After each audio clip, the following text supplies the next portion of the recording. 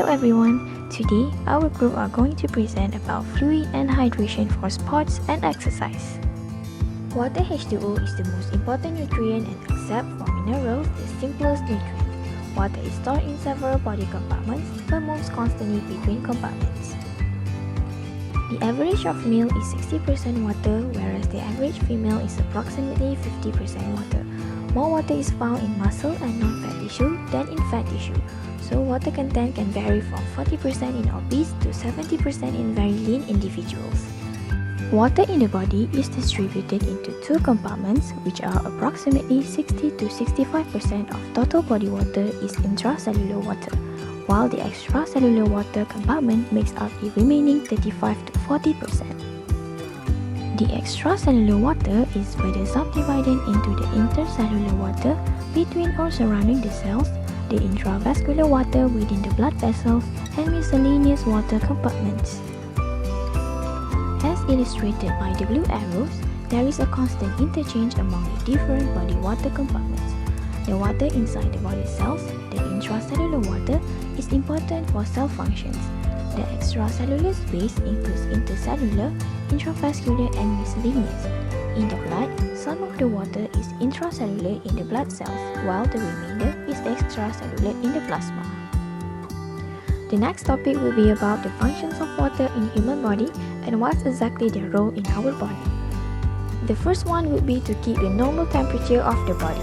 Body acts as a thermal regulator in our body, and if the temperature of the body rises, the body itself will produce sweat, which causes the loss of water through it. The evaporations of sweat lead to the eliminations or decrease of heat throughout the body to maintain its normal temperature. Not only that, but water is also important for the lubrications of joints.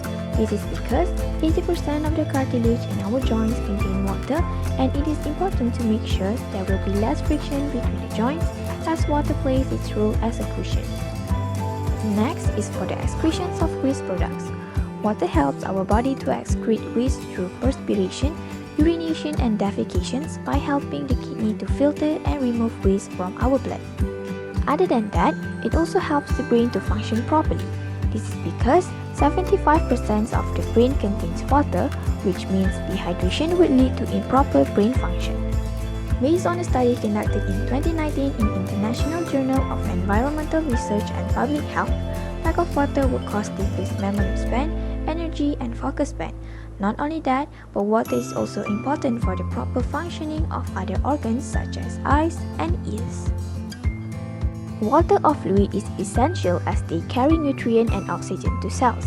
90% of blood contains water, and blood would carry oxygen to each part of the body with the help of water. Minerals and nutrients also dissolve in the water, and that's how they can reach to different parts of the body. However, a great blood flow and circulation is needed so that all nutrients and oxygen can be delivered to muscles efficiently.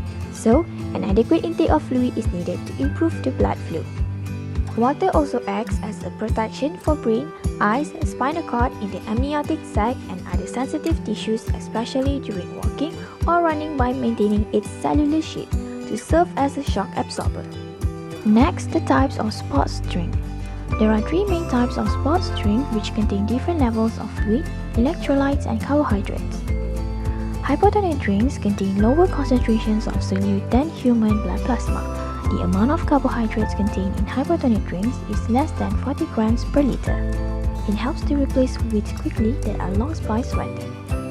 It is suitable for short duration and less strenuous sports that don't need carbohydrate boosts such as gymnasts and jockeys.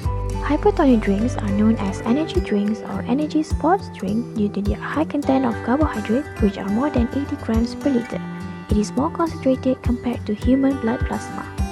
Hypotonic drinks help to slow the emptying of the stomach, therefore it is recommended to consume them to meet high demands of energy. However, it is important to use alongside isotonic drinks to replace the lost fluids. Examples of drinks are Red Bull, soft drinks such as Coke or lemonade, and glucosine. Lastly, isotonic drinks contain the same concentrations as human blood plasma and contain 40 to 80 grams of carbohydrates per liter.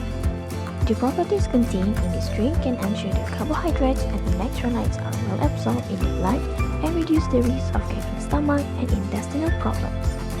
Isotonic drinks can help to supply a substantial amount of energy that is needed in intensive or prolonged exercise such as long-distance running or involved in team sports. Examples of drinks are such as 100 Plus and Powerade. Dehydration is the process of losing bodily water. It can lead to hypohydration, which is defined as a lack of body water due to acute or chronic dehydration. Exercising at a high intensity for an extended period of time or in hot and humid conditions can lead to dehydration. Now, let's take a look at the effects of dehydration on exercise performance. Sweating is the primary route by which the body loses water during exercise. First, sweat loss of 2% of body weight reduces physical and mental performance. Second, loss of fluid equal to 5% or more of body weight during exercise can reduce work capacity by 30%. Third, dehydration of more than 2% loss of body weight during exercise increases the risk of nausea, vomiting, diarrhea, and other gastrointestinal disorder. In addition, dehydration slows gut fluid absorption, making it harder to rehydrate. So, delaying fluid replacement might cause bloating and nausea. Lastly, dehydration by 2.5% also reduces sprinting capacity. Next, some of the effects of dehydration on exercise and sport performance include reduced blood volume, decreased skin blood flow, reduced sweat rate, decreased heat dissipation, increased core temperature, and increased rate of glycogen use.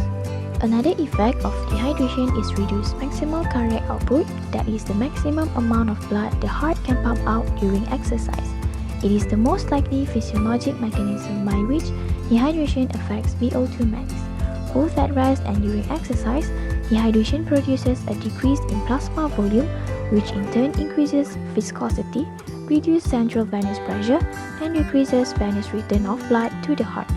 During intense exercise, the heart's ability to fill with blood during diastole, the relaxed part of the cardiac cycle between contractions, may be impaired, resulting in a lower stroke volume and cardiac output.